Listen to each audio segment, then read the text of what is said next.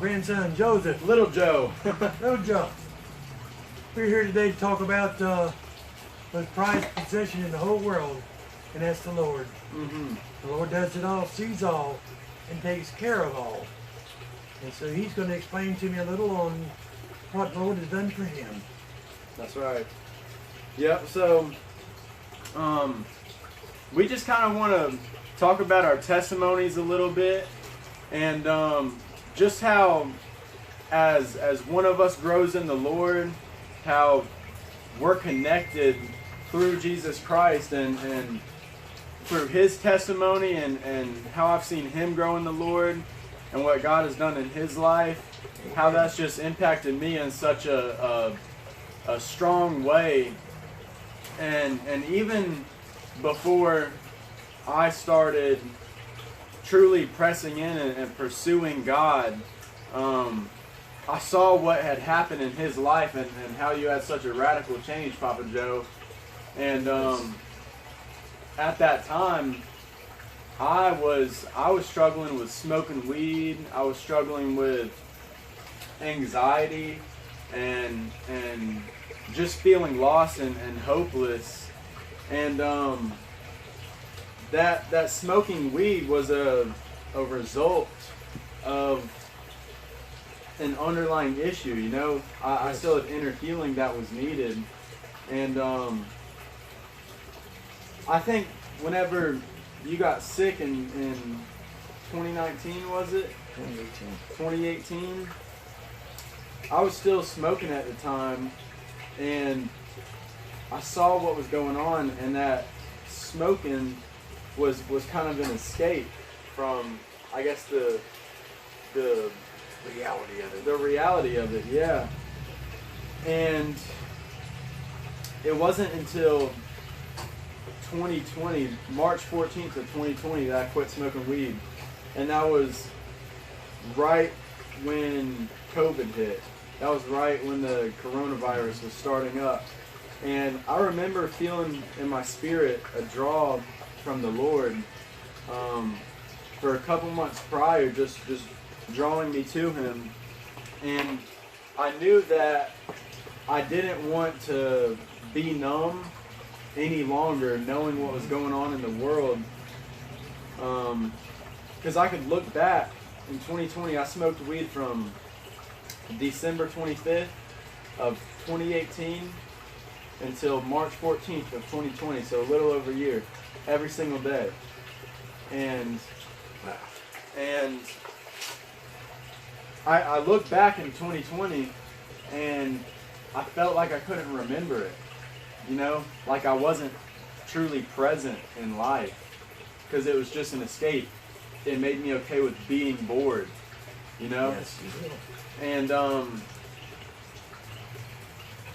looking back, I knew that weed was an escape in that time, but I would look at my life and everything looked good. I had a great family, you know, I wasn't struggling in any way. But as I continued growing in the Lord, he revealed to me that vice, smoking, was a result of inner healing that I needed from something I dealt with a long time ago. Yep, and I'm just sharing a little bit of my testimony here. But during that time, he had such a radical transformation from what the Lord did in his life. He healed him and brought him back to life more than once. And Luke, my little brother, him and Papa Joe, they had something that I wanted. You know, I saw the joy they had, the peace they had, and I wanted that, you know. I didn't necessarily know how to get it yet, but I knew in my spirit that they had something that I didn't, you know. So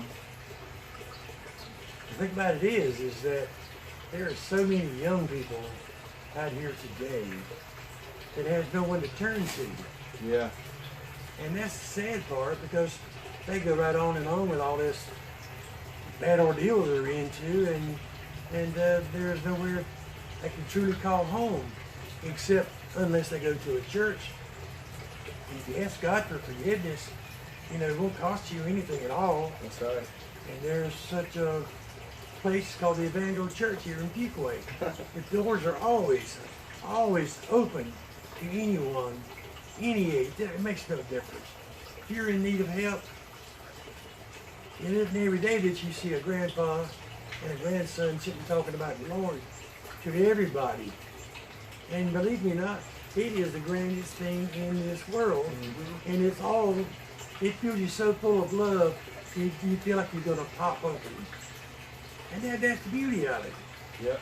And when I was in 2018, in the condition I was in, the good Lord spoke to me himself and brought me back to life. He healed my kidneys, my liver, my feet, my soul mainly.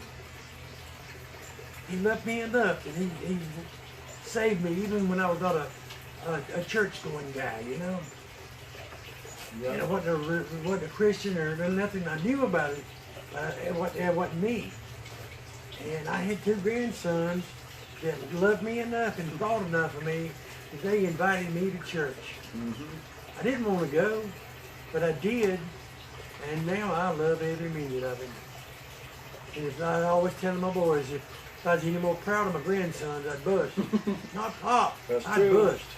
Yeah. I mean, we got more love than we know what to do with, and the beauty of it is we get to share it with other people. That's right. Whether you're on Facebook or YouTube or in the hospitals or in the middle of your garden. If you don't think we won't talk about the Lord, give us a shot. Because the Lord loves you just as much as He loves me. He always has. That's right. And sometimes we just don't recognize it. And some people want to run from it. They can't run and hide. There's nowhere to go. The best thing to do is get on a knee or flat at your back, and the good Lord will take care of business. That's right. Because I thought I was always in charge of my life. Let me tell you something. You aren't in charge of anything out there, except your money maybe. The Lord controls that too. And when I thought I was in charge, the Lord told me and showed me who was in charge. He put me flat on my back for 3 months. That's right. And my grandsons and my son and my granddaughter and my whole family, they were right there with me the whole time. They never flinched or nothing or complained. They were always there with me because they loved me. And God loves us all the same way. Yeah. And if people don't believe it, come and sit and talk with us. Even better, Sunday morning, Sunday night, Wednesday night, anytime you need something. Yeah. And the church has a grand thing for youth. It's called the Echo Group.